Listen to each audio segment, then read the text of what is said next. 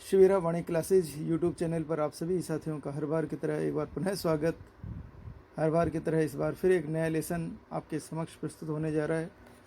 इस बार प्रस्तुत है क्लास 10th का 16th चैप्टर भारतीय अर्थव्यवस्था की समक्ष चुनौतियाँ। भारतीय अर्थव्यवस्था, जैसे कि आपको जानकारी है, पिछले दोनों लेसन में आपने काफ़ी जानकारियाँ प्राप्त की है इस बारे में। तो उस अर्थव्यवस्था के समक्ष भारत में क्या क्या चुनौतियाँ प्रस्तुत है उसके बारे में डिटेल जानकारी आपको जानने को प्राप्त होगी। सबसे बड़ी बात है, अर्थव्यवस्था में जो चुनौतियां हैं उनमें सबसे बड़ा जो कारण है उसको गरीबी को माना जा सकता है, बेरोजगारी को माना जा सकता है। और गरीबी भी ऐसी कि जिसका कि कोई अंत नहीं है, बेतहाशा बढ़ोतरी होती है इसकी। और सबसे बड़ी बात है, अमीरी और गरीबी के बीच में जो खाई है वो लगातार बढ़ती जा रही है। गरीब दिन पर दिन गरीब और अमीर दिन पर दिन अमीर होता जा रहा है। और रही बात बेरोजगारी की, बेरोजगारी के लिए तो कहना सीधा सा मतलब यही है कि भारत में कौशल विकास की कमी है। कौशल विकास मतलब जो उसमें जो टैलेंट आना चाहिए एजुकेशन प्राप्त करने के बाद में, न तो उसे स्वरोजगार का टैलेंट विकसित हो पा रहा है और न ही किसी प्रकार का ऐसा टैलेंट जिससे कि तुरंत कोई कंपनी या बाहर की कंपनी उसको तुरंत हायर कर ले। ऐसा टैलेंट बहुत कम विकसित हो पा रहा है। तो इसलिए बेरोज़गारी भी लगातार बढ़ती जा रही है। बेरोज़गारी भी ऐसी है जिसमें कि उनको ऐसी जानकारियों की कमी है जिससे कि उनको किस तरह से रोज़गार प्राप्त हो। तो अगर इन सब का समाधान कर दिया जाए तो भारतीय अर्थव्यवस्था की जो समग्र जो चुनौतियाँ हैं उनका काफ़ी हद तक समाधान हो सकता है। सबसे बड़ा कारण एक और बताया गया है लेसन के अकॉर्डिंग, मुद्रास्फीति को। मुद्रास्फीति जाहिर सी बात है, मुद्रास्फीति मतलब मुद्रा का प्रसार। मुद्रा का प्रसार मतलब महंगाई बढ़ोतरी है ना। माल कम पैसा ज़्यादा अगर हो तो वो मुद्रास्फीति का स्वरूप कहलाता है। हमारे पास अगर जेब भर के पैसे ले जाएं और गिने चुने बाज़ार से माल लेकर आएँ तो जाहिर सी बात है वह महंगाई की बेतहाशा वृद्धि है। अब बेतहाशा वृद्धि से मतलब सीधा सा यही है कि हम भारत के समक्ष जो अर्थव्यवस्था है उसमें समक्ष चुनौतियाँ प्रस्तुत होने जा रही है। तो वो जो माल है महंगा मिलेगा तो जाहिर सी बात है उसको गरीब खरीद नहीं पाएगा। अमीर के तो बस की बात है, लेकिन गरीब उन चीज़ों से दूर होता जाएगा। इन सब की विस्तृत जानकारी आपको इस लेसन के जरिए आपको प्राप्त होने जा रही है। क्लास 10th के स्टूडेंट बंटी के द्वारा आपके समक्ष प्रस्तुत है रिकॉर्डिंग इसकी। अध्याय 16 भारतीय अर्थव्यवस्था के समक्ष चुनौतियां। भारत आज विश्व के सबसे तेज बढ़ती अर्थव्यवस्थाओं में शामिल है तथा संपूर्ण विश्व इसकी बढ़ती आर्थिक शक्ति को स्वीकार कर रहा है। लेकिन इस विकास के साथ साथ भारतीय अर्थव्यवस्था को अनेक चुनौतियों का सामना भी करना पड़ रहा है। समाचार पत्रों, टीवी चैनलों, जन सामान्य की चर्चाओं, इंटरनेट आदि से मिलने वाले विभिन्न सूचनाओं पर हम विचार करें तो पाते हैं कि भारतीय अर्थव्यवस्था के समक्ष उत्पन्न अनेक चुनौतियों में मूल्य वृद्धि, गरीबी तथा बेरोजगारी की समस्या संभवतः सर्वाधिक गंभीर है। ये समस्या कमोबेश एक साथ जुड़ी हुई है तथा स्वतंत्रता के बाद से अब तक निरंतर बनी हुई है। गरीबी तथा बेरोजगारी को भारतीय अर्थव्यवस्था की सबसे प्रमुख सामाजिक आर्थिक समस्या कहा जाए तो कोई अतिशयोक्ति नहीं होगी। इन समस्याओं के कारण न केवल अर्थव्यवस्था को नकारात्मक स्थितियों का सामना करना पड़ता है, अपितु समाज को भी अनेक हानियां वहन करनी पड़ती है। इनके संबंध में हमारी सामान्य समझ और ज्ञान को व्यापक बनाने की दृष्टि से हमें इनका अर्थ, स्वरूप, कारण, परिणाम आदि रोकने के उपायों की प्रारंभिक जानकारी होना आवश्यक है। मूल्य वृद्धि या मुद्रास्फीति हम अपनी आवश्यकताओं की पूर्ति करने तथा जीवन को आनंदमय बनाने के लिए बाजार से अनेक प्रकार की वस्तुओं एवं सेवाओं को क्रय करते हैं। आपने भी निश्चित ही कपड़े, खिलौने, जूते, चप्पल, मिठाइयाँ, आइसक्रीम आदि खरीदे होंगे या अपने परिजनों को परिवार की आवश्यकता की वस्तुएं खरीदते देखा होगा। वस्तुओं के क्रय के दौरान सामान्यतः देखने को मिलता है कि अधिकांश वस्तुओं के लिए हमें पिछले वर्षों की तुलना में अधिक कीमत अदा करनी होती है। इस बढ़ती कीमतों के परिदृश्य को मूल्य वृद्धि के रूप में जाना जाता है।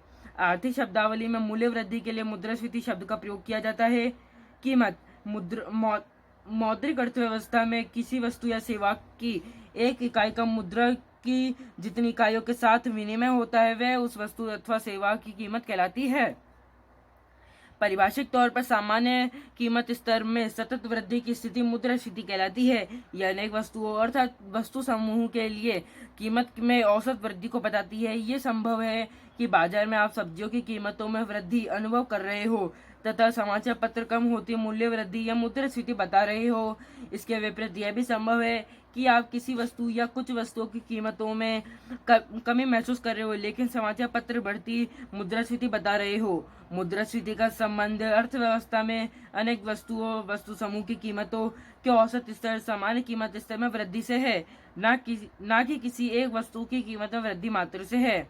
सामान्य कीमत स्तर का तात्पर्य अनेक वस्तुओं या एक वस्तु समूह की कीमतों के औसत स्तर से है। अतः सामान्य कीमत स्तर किसी एक वस्तु की कीमत को नहीं बताता, अपितु यह तो एक निश्चित वस्तु समूह की औसत कीमत को व्यक्त करता है। मुद्रास्फीति का माप। मुद्रास्फीति की हानियों से बचने के लिए तथा इसके प्रभावी नियंत्रण हेतु इसे मापा जाना आवश्यक है। अतः सभी अर्थव्यवस्थाएं मुद्रास्फीति की दर के मापन हेतु भिन्न भिन्न प्रकार के कीमत सूचकांक बनाती है।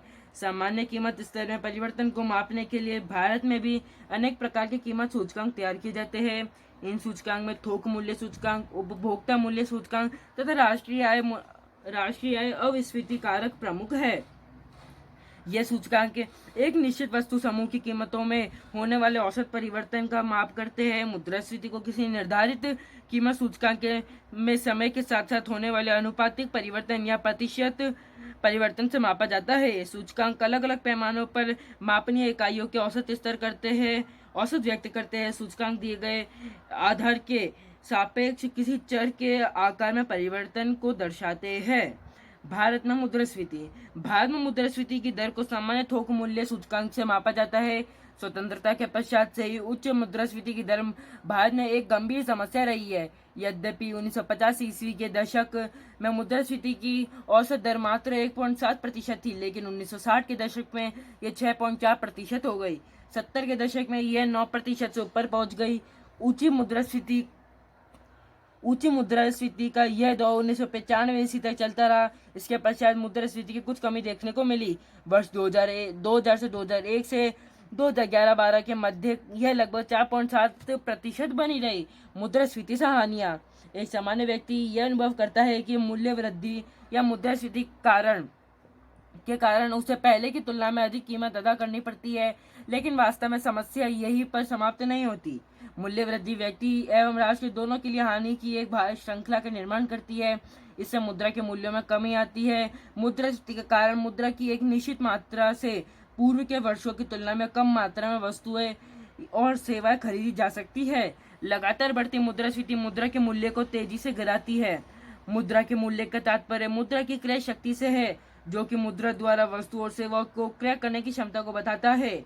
मुद्रास्फीति के कारण निश्चित वेतन तथा मजदूरी प्राप्त करने वाले वर्ग को भी हानि होती है। इस वर्ग को अनेक सामान कार्यों एवं सेवाओं के लिए प्राप्त सामान राशि की मुद्रा का मूल्य कम हो जाता है।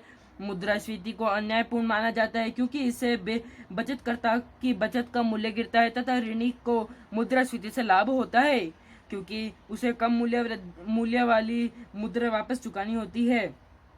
मुद्रास्फीति का प्रभाव आर्थिक विकास की दर, गरीबी, बेरोजगारी, आय एवं धन के वितरण हेतु आदि पर भी पड़ता है, जिसका अध्ययन आगे की कक्षाओं में किया जाएगा।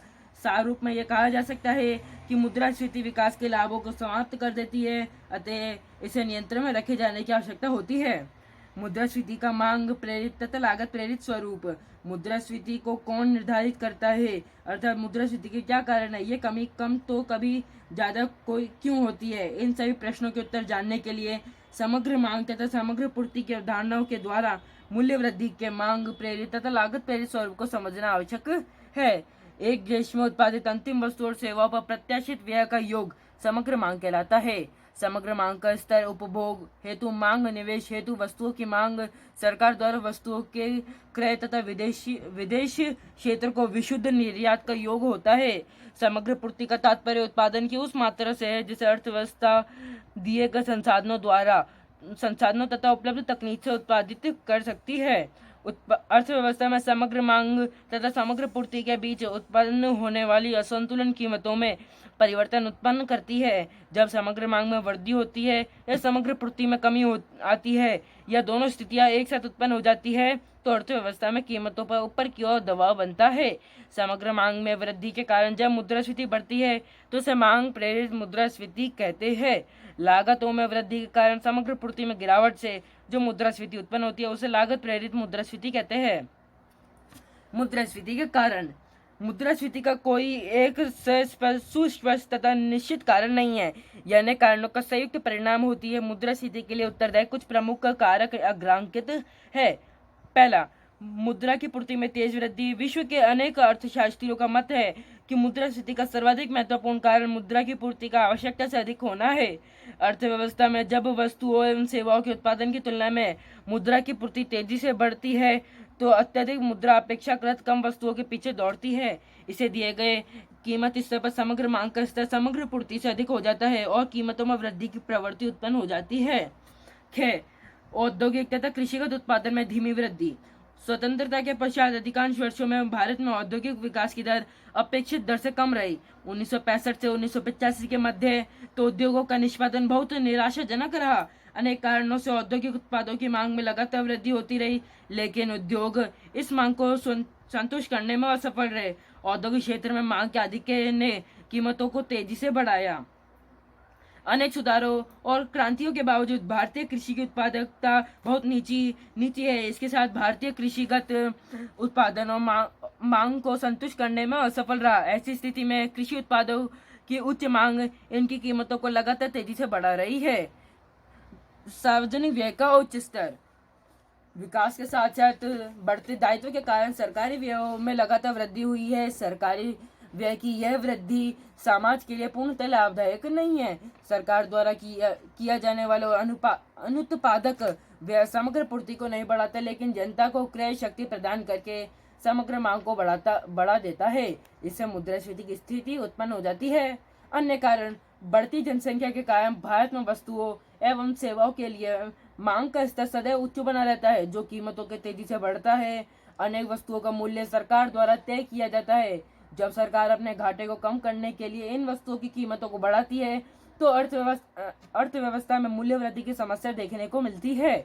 महंगे आयात, कृषिगत उत्पादों की ऊंची न्यूनतम समर्थन कीमत तय करना, आय का बढ़ता स्तर, अप्रत्यक्ष करों का ऊंचा स्तर, मजदूरी दरों में वृद्धि, औद्योगिक उत्पादन की वृद्धि में बाधाएं इत्यादि कारणों से भी मुद्रास्फीति बढ़ती है। मुद्रास्फीति के नियंत्रण के उपाय। मुद्रास्फीति का कोई एक कारण नहीं है, इसलिए इसे नियंत्रित किया जाना भी सरल नहीं है। मुद्रास्फीति देश के सामने अनेक कठिनाइयां उत्पन्न करती है, अतः इसे रोका जाना आवश्यक होता है। मुद्रास्फीति के नियंत्रण हेतु किए जा सकने वाले उपाय निम्नलिखित है।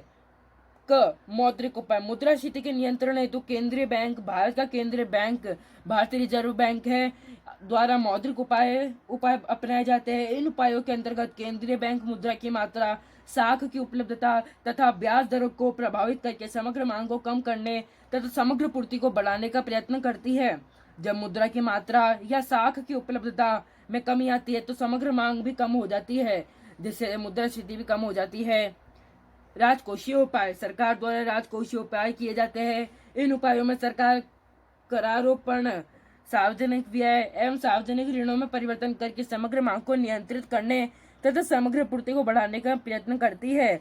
सरकार प्रत्यक्ष कर बढ़ाकर तथा सार्वजनिक व्यय में कमी करके तथा सार्वजनिक ऋण लेकर समग्र मांग को नियंत्रित करके मुद्रास्फीति को कम कर सकती है। सरकार अप्रत्यक्ष करों को कम करके एवं उत्पादक निवेश बढ़ाकर समग्र पूर्ति में वृद्धि के माध्यम से भी मुद्रास्फीति को नियंत्रण कर सकती है। अन्य उपाय। उपयुक्त वर्णित उपायों के अतिरिक्त आवश्यक वस्तुओं को सार्वजनिक वितरण प्रणाली के माध्यम से उचित मूल्य की दुकानों पर उपलब्ध करवाकर आधिक्य मांग वाली वस्तुओं को आयात करके प्रशासनिक कीमतों में कमी करके भी मूल्य वृद्धि को रोका जा सकता है। सरकार द्वारा कृषि एवं उद्योगों को दिया जाने वाला निवेश प्रोत्साहन भी समग्र पूर्ति को बढ़ाकर मूल्य वृद्धि पर नियंत्रण में उपयोगी होता है। गरीबी वह स्थिति है जिसमें व्यक्ति जीवन निर्वाह न्यूनतम आवश्यकता को पूरा करने में भी असफल हो जाता है। गरीबी एक व्यापक अवधारणा है जिसके अनेक आयाम है, लेकिन सामान्य तौर पर गरीब शब्द का तात्पर्य आर्थिक अपविवेचन से लिया जाता है, अर्थात धन तथा संपदा के अभाव को गरीबी कहा जाता है। हम देखते हैं कि एक और कुछ लोग ऐसे घरों में रहते हैं जो बहुत बड़े और सुंदर है, और दूसरी ओर कुछ लोग के पास घर ही नहीं होते या कच्चे घर होते हैं। आपने अनेक ऐसे बच्चों को देखा होगा जो विद्यालय आने में असमर्थ नहीं है। उन्हें अपनी तथा परिवार की आवश्यकताओं को पूरा करने के लिए काम पर जाना पड़ता है। हम कह सकते हैं कि समाज में कुछ लोग अमीर होते हैं तथा कुछ लोग गरीब होते हैं। गरीबों के पास धन का अभाव होता है तथा वे अपने जीवन के लिए आवश्यक भोजन, कपड़ा, मकान, शिक्षा, स्वास्थ्य आदि का न्यूनतम स्तर भी प्राप्त नहीं कर पाते हैं। निरपेक्ष गरीबी तथा सापेक्ष गरीबी। निरपेक्ष गरीबी, इसमें जीवन निर्वाह हेतु न्यूनतम या मूलभूत आवश्यकताओं का एक मानक स्तर तय कर लिया जाता है। इसके पश्चात उन लोगों को निरपेक्ष गरीबी की स्थिति में माना जाता है जो न्यूनतम आवश्यकताओं के मानक स्तर को प्राप्त नहीं कर पाए। अतः निरपेक्ष गरीबी वह स्थिति है जिसमें व्यक्ति अपने जीवन की न्यूनतम आवश्यकताओं को भी पूरा नहीं कर पाता। निरपेक्ष गरीबी का विचार अविकसित राष्ट्रों में अधिक उपयोगी है। भारत जैसे राष्ट्रों में जब गरीबी शब्द का उपयोग किया जाता है तो इसका तात्पर्य निरपेक्ष गरीबी से ही होता है। न्यूनतम या मूलभूत आवश्यकताओं का मानक स्तर सभी राष्ट्रों में अलग अलग होता है। यह मानक स्तर राष्ट्र के विकास की स्थिति, लोगों के जीवन स्तर, अर्थव्यवस्था में मुद्रास्फीति की स्थिति आदि पर निर्भर करता है। ये कारक सभी राष्ट्रों में अलग अलग है। अतः सभी राष्ट्रों में निरपेक्ष गरीबी के निर्धारण हेतु न्यूनतम आवश्यकताओं का मानक स्तर अर्थात गरीबी रेखा भी भिन्न भिन्न होती है। सापेक्ष गरीबी, समाज या राष्ट्र के विभिन्न वर्गों के बीच आय या धन या उपभोग व्यय के वितरण में सापेक्षिक असमानता का माप सापेक्षिक गरीबी कहलाती है। यह विचार विकसित राष्ट्रों में अपेक्षाकृत अधिक उपयोगी है। भारत में गरीबी का माप। भारत में गरीबी के मापन हेतु प्रथम प्रयास दादा भाई नौरोजी ने 1868 में ईस्वी में किया था। स्वतंत्रता पूर्व राष्ट्रीय नियोजन समिति द्वारा भी गरीबी के अनुमान प्रस्तुत किए गए थे।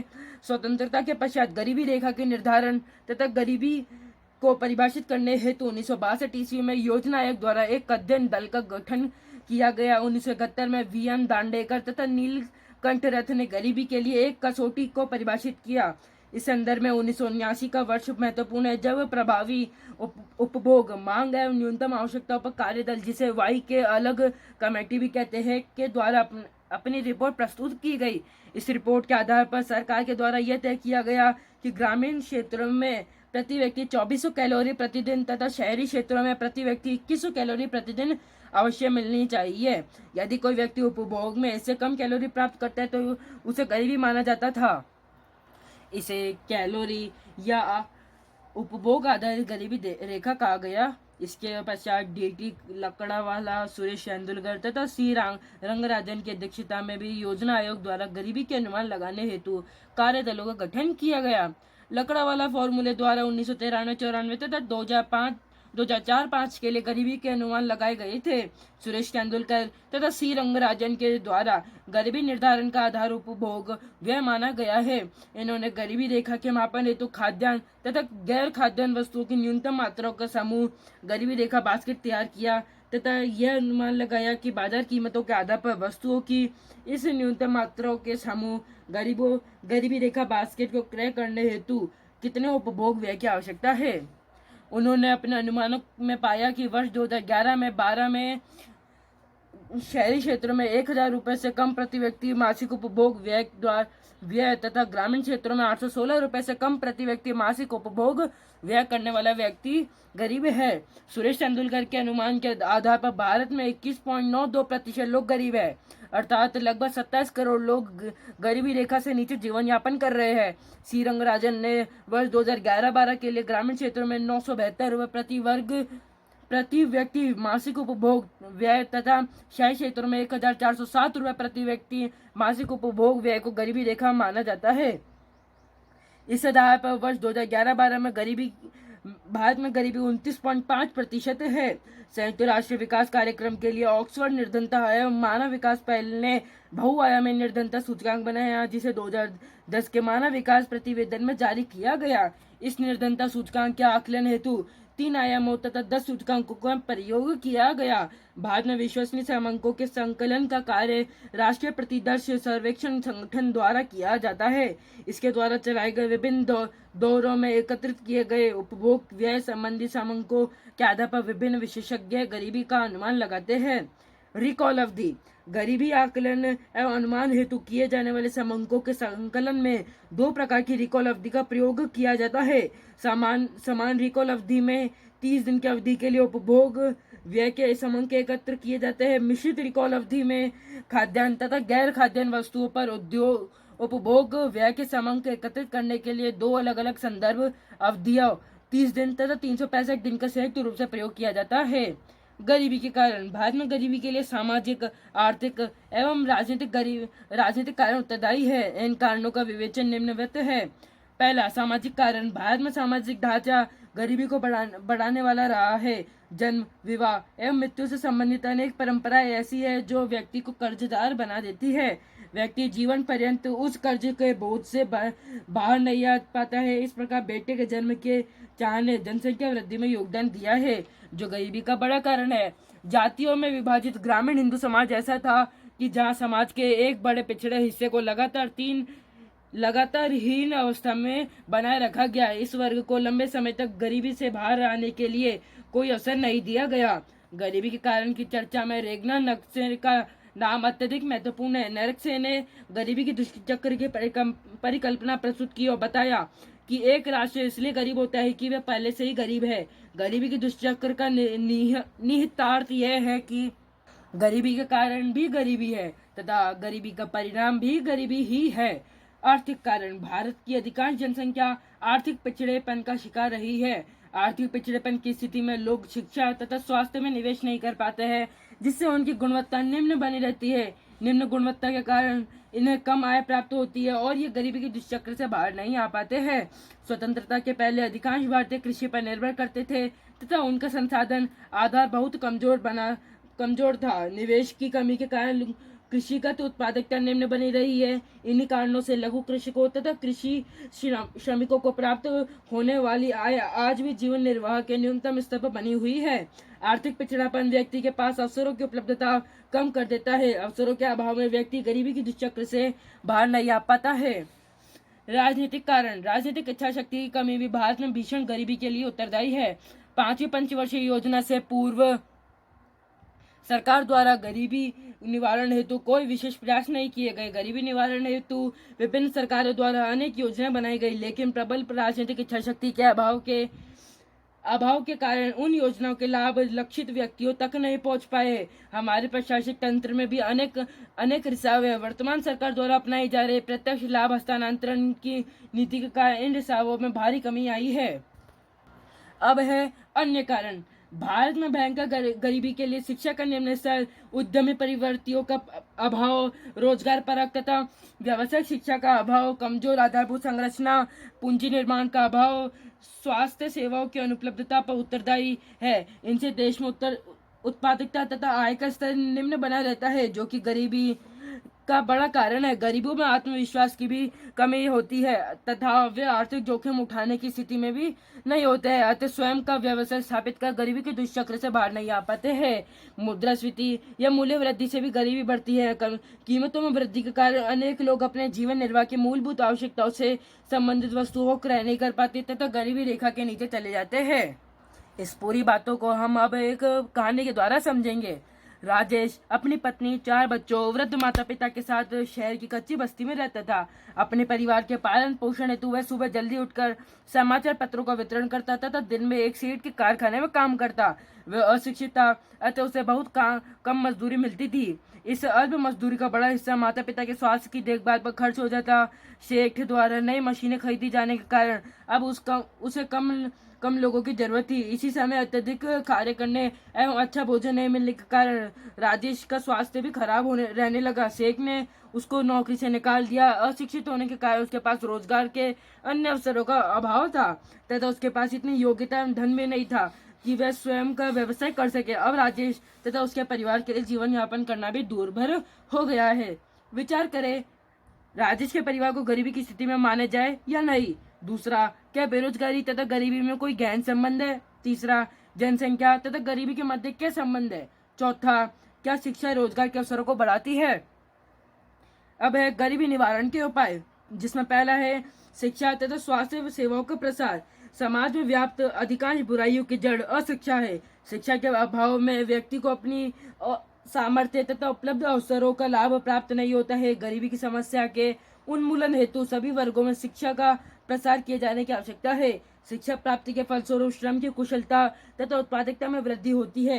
स्वास्थ्य सेवाओं के विस्तार द्वारा भी गरीबी की कुशलता एवं योग्यता को बढ़ाकर उत्पादकता को बढ़ाया जा सकता है। शिक्षा तथा स्वास्थ्य सामान्य श्रम को मानव पूंजी में परिवर्तित कर देते हैं। मानव पूंजी के कारण ही जापान तथा अमेरिका आर्थिक शक्ति बन पाए हैं। अतः सरकार को गरीबी वर्गों में शिक्षा का प्रसार एवं स्वास्थ्य सेवाओं का तेजी से विस्तार करना चाहिए। दूसरा, रोजगार के अवसरों में वृद्धि। बेरोजगारी तथा गरीबी में गहन सह संबंध है। इन दोनों समस्याओं को सह अस्तित्व पाया जाता है। अतः रोजगारों के अवसरों में वृद्धि करके गरीबी की समस्या को समाप्त या कम किया जा सकता है। समाज के जिन व्यक्तियों के पास कौशल या योग्यता है उन्हें स्वयं रोजगार हेतु प्रोत्साहित करके तथा संसाधन उपलब्ध करवाकर गरीबी के जाल से बाहर निकाला जा सकता है। ऐसे गरीब जिनमें कौशल का अभाव है उन्हें मजदूर रोजगार प्रदान करके उनकी क्रय शक्ति में वृद्धि की जा सकती है। यद्यपि मजदूरी रोजगार एवं स्वरोजगार के अनेक कार्यक्रम वर्तमान तथा पूर्व सरकारों द्वारा चलाए गए हैं, लेकिन ये इतने पर्याप्त नहीं थे कि गरीबी की समस्या का समाधान कर सके। गरीबी निवारण हेतु शिक्षा को अधिक रोजगार परक बनाकर रोजगार के अवसरों का विस्तार करना आवश्यक है। सामाजिक कुप्रथाओं पर नियंत्रण की आवश्यकता। भारतीय समाज में व्याप्त कुप्रथाओं ने समाज के विभिन्न वर्गों एवं व्यक्तियों के लिए अवसरों को सीमित रखा तथा उन्हें लगातार गरीबी बनाए रखा। अनेक सामाजिक प्रथाओं जैसे शादी या मृत्यु के समय किए जाने वाला भारी व्यय अनुत्पादक व्यय है, जिसमें गरीब व्यक्ति ऋण जाल में फंस जाते हैं और वे कभी भी गरीबी के चंगुल से मुक्त नहीं हो पाता। भारतीय व्यक्ति गरीबी को भाग्य की देन मानकर भी प्रयासहीन हो जाता है। समाज तथा संस्कृति में व्याप्त इन कुप्रथाओं को जब तक दूर नहीं किया जाता तब तक गरीबी के निवारण संबंध प्रतीत नहीं होता।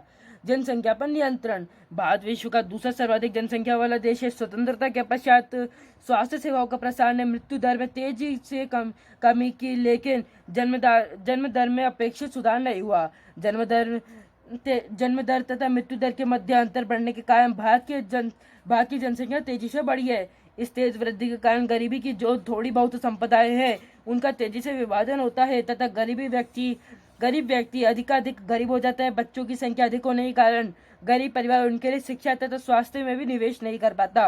अतः गरीबी निवारण हेतु जनसंख्या वृद्धि दर पर नियंत्रण लगाया जाना आवश्यक है। लक्षित व्यक्ति या समूह तक लाभों को पहुंचाना।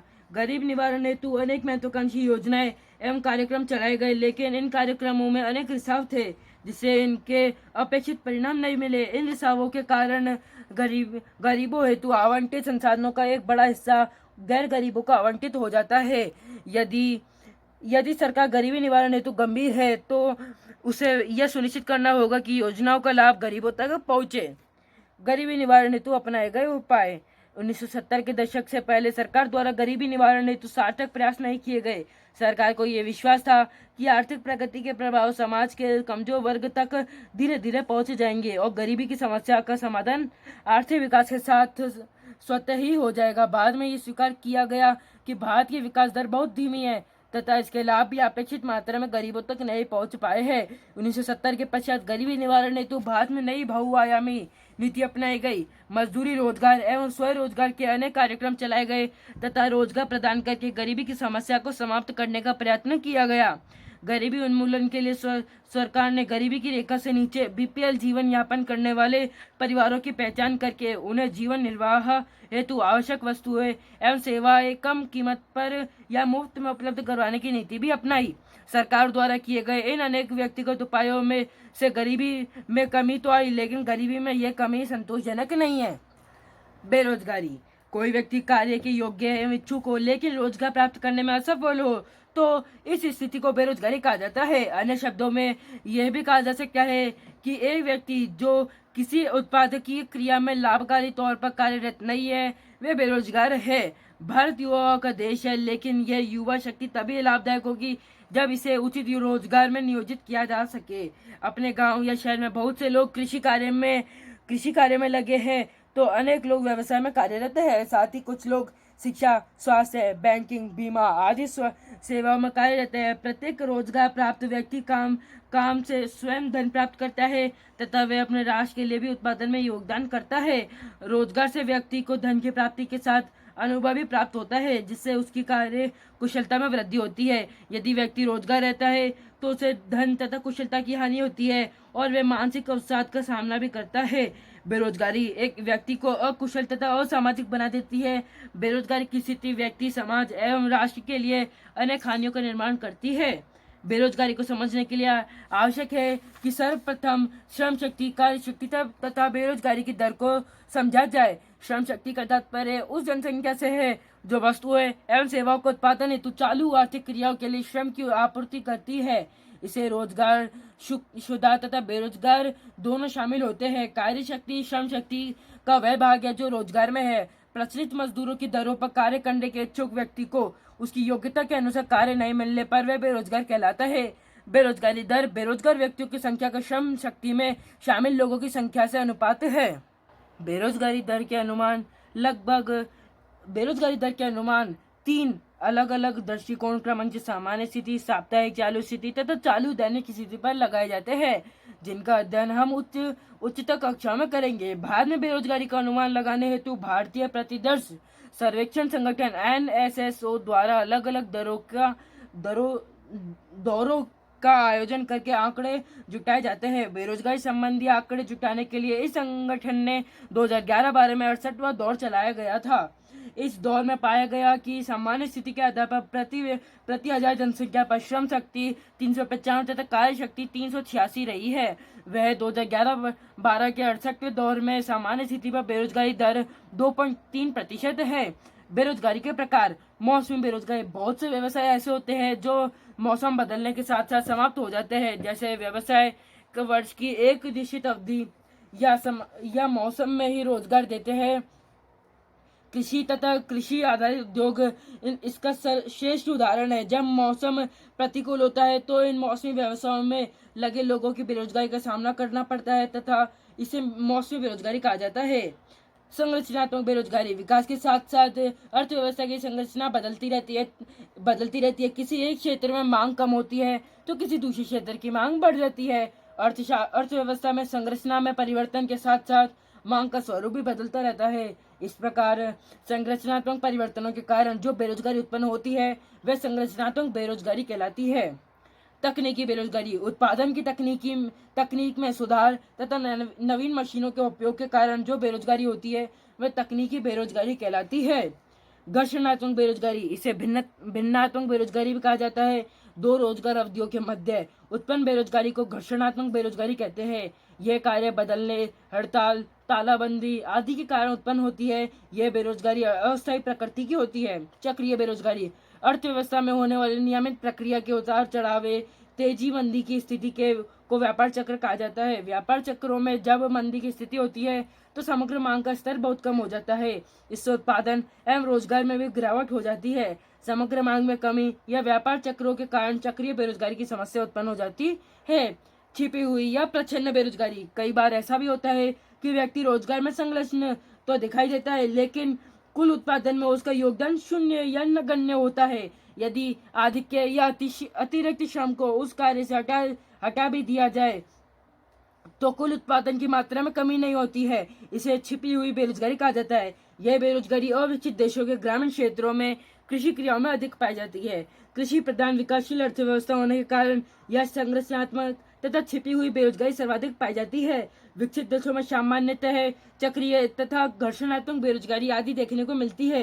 बेरोजगारी के कारण बेरोजगारी की समस्या अनेक कारणों का संयुक्त परिणाम है। इसके प्रमुख कारण निम्नलिखित है। पहला, रोजगार परक शिक्षा एवं प्रशिक्षण का अभाव, जिसमें है भारत में साक्षरता एवं शिक्षित बेरोजगारी की नई समस्या भी दृष्टिगोचर हुई है। भारतीय शिक्षा में रोजगार परकता का अभाव है। यहाँ शिक्षा की व्यावहारिक उपादेयता बहुत कम है। या शिक्षा प्राप्त करने के बावजूद छात्र रोजगार प्राप्त करने में असफल हो जाते हैं। इसी प्रकार भारत में कौशल प्रदान करने वाले प्रशिक्षण केंद्रों का अभाव भी है।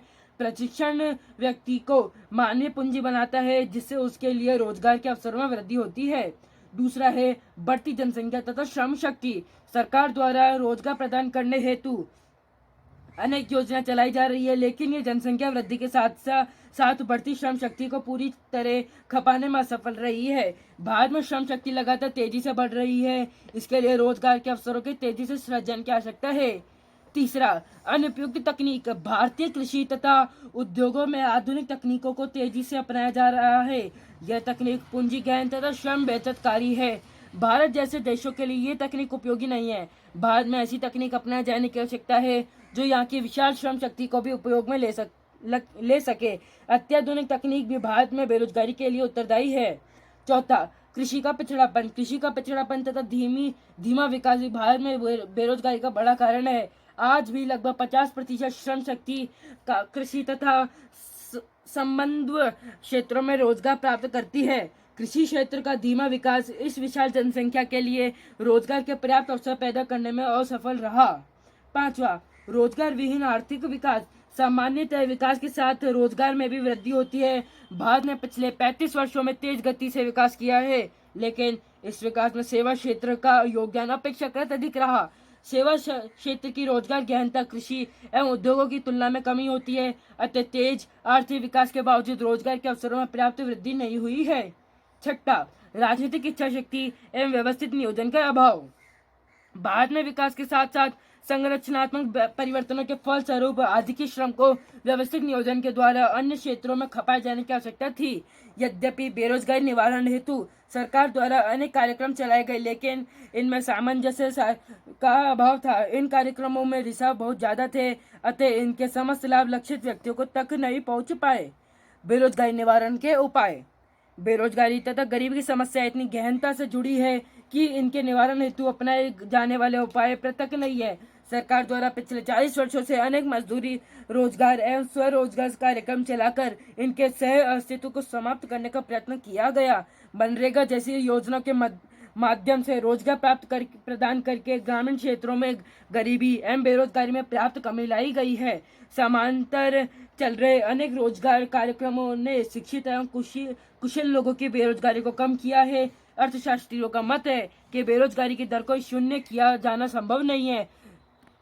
अर्थव्यवस्था में अल्प मात्रा में संरचनात्मक तथा घर्षणात्मक बेरोजगारी का अस्तित्व अवश्य ही बना रहता है। बेरोजगारी के कारण एक राष्ट्र अपने अधिकतम संभव उत्पादन को स्तर को प्राप्त नहीं कर पाता तथा उत्पादन का एक हिस्सा वो हमेशा के लिए खो देता है, जिसे वह सभी को रोजगार प्रदान करके उत्पादित कर सकता था। सरकार द्वारा निम्न उपाय अपनाकर बेरोजगारी में पर्याप्त कमी की जा सकती है। सरकार द्वारा चलाए जा रहे मजदूरी एवं स्वरोजगार कार्यक्रमों में उचित समन्वय हो और एवं इनमें न्यूनतम रिसाव हो। शिक्षा को रोजगार परक बनाया जाए तथा युवाओं को प्रशिक्षण एवं कौशल विकास के माध्यम से स्वरोजगार हेतु प्रोत्साहित किया जाए। विकास के साथ साथ कृषि से मुक्त होने वाले अधिक श्रम को खपाने के लिए उद्योगों की वृद्धि दर को तेज किया जाए। संभवतः सरकार द्वारा अपनाया गया महत्वाकांक्षी कार्यक्रम मेक इन इंडिया तथा निवेश प्रोत्साहन उपाय उद्योगों की वृद्धि दर को तेज गति प्रदान करेंगे। तीव्र औद्योगिक विकास के द्वारा बेरोजगारी में भारी कमी की जा सकती है। कुशल नियोजन की आवश्यकता। भारत में प्रतिवर्ष लाखों नए युवा श्रम विशक्ति में सम्मिलित होते हैं। ये भारत के लिए एक अवसर भी है और चुनौती भी। उचित नीति बनाकर इन युवाओं के लिए रोजगार सृजन की आवश्यकता है। रोजगार संबंधी नीति इस प्रकार बनाई जानी चाहिए कि इसमें वर्तमान बेरोजगारों के साथ साथ श्रम शक्ति में नए नव प्रवेश करने वालों को भी ध्यान में रखा जाए। अब आते हैं इस अध्याय के कुछ महत्वपूर्ण बिंदुओं पर। पहला, मुद्रास्फीति का तात्पर्य सामान्य कीमत स्तर में सतत वृद्धि से है। दूसरा, मुद्रास्फीति की दर को ज्ञात करने हेतु भारत में थोक मूल्य सूचकांक एवं अनेक प्रकार के उपभोक्ता मूल्य सूचकांक बनाए जाते हैं। तीसरा, कीमत तथा मुद्रा के मूल्य में विपरीत संबंध पाया जाता है। चौथा, मुद्रास्फीति के नियंत्रण हेतु मौद्रिक तथा राजकोषीय उपाय बनाए जा सकते हैं। पांचवा, भारत में गरीबी के अनुमान सर्वप्रथम दादा भाई नौरोजी द्वारा 1868 में लगाए गए। छठा, सुरेश तेंदुलकर के अनुसार वर्ष 2011-12 में भारत में 21.92% लोग गरीब थे। सातवां, निरपेक्ष गरीबी वह स्थिति है जिसमें व्यक्ति अपने मूलभूत आवश्यकता को भी पूरा नहीं कर पाता है। आठवां, बेरोजगारी वह स्थिति है जिसमें कार्यकारी आयु वर्ग में शामिल कार्य के योग्य एवं इच्छुक व्यक्ति प्रचलित मजदूरी की दरों पर रोजगार प्राप्त करने में असफल हो जाता है। नौवां, भारत में छिपी हुई बेरोजगारी तथा संरचनात्मक बेरोजगारी अधिक पाई जाती है। 10वां, गरीबी तथा बेरोजगारी का अनुमान लगाने हेतु समंक संकलन का कार्य राष्ट्रीय प्रतिदर्श सर्वेक्षण संगठन NSSO द्वारा किया जाता है। तो इस प्रकार से लेसन की कंप्लीट रिकॉर्डिंग आपको प्राप्त हुई है। शिववाणी क्लासेज आपके लिए इस तरह की और भी रिकॉर्डिंग समय समय पर उपलब्ध कराता रहेगा। और आपने इस लेसन में बहुत कुछ जानकारियाँ प्राप्त की है कि भारतीय अर्थव्यवस्था के समक्ष जो जो चुनौतियाँ हैं उनका समाधान किस तरह से हो सकता है। सबसे बड़ा जो कारण उभर कर आया वह है गरीबी और बेरोजगारी। अगर हम साक्षरता को और अधिक बढ़ाएं और विशेष रूप से रोजगार परक साक्षरता अगर होगी तो जाहिर सी बात है फिर बेरोजगारी भी समाप्त होगी। जब बेरोजगारी समाप्त हो जाएगी तो गरीबी अपने आप ही समाप्त हो जाएगी। तो भारतीय अर्थव्यवस्था के समक्ष जो चुनौतियाँ हैं उन चुनौतियों का भी उससे समापन हो सकता है। अंत में निवेदन आप सभी साथियों से एक बार फिर वही है जो हमेशा होता है कि इस लेसन की रिकॉर्डिंग को उन विद्यार्थियों तक पहुंचाने का प्रयास करें जो कि विशेष रूप से कंपटीशन की तैयारियां कर रहे हैं या एग्ज़ाम की तैयारियां कर रहे हैं। आपसे निवेदन है कि इस लेसन को आप बार बार सुने और इस लेसन की रिकॉर्डिंग को उन साथियों तक अवश्य पहुंचाएंगे। इसके लिए आपको शेयर करना पड़ेगा इस चैनल को और सब्सक्राइब भी करना पड़ेगा। और प्लीज़ निवेदन है कि आप इस चैनल को लाइक भी करें। मिलते हैं अगली बार फिर एक नई रिकॉर्डिंग के साथ।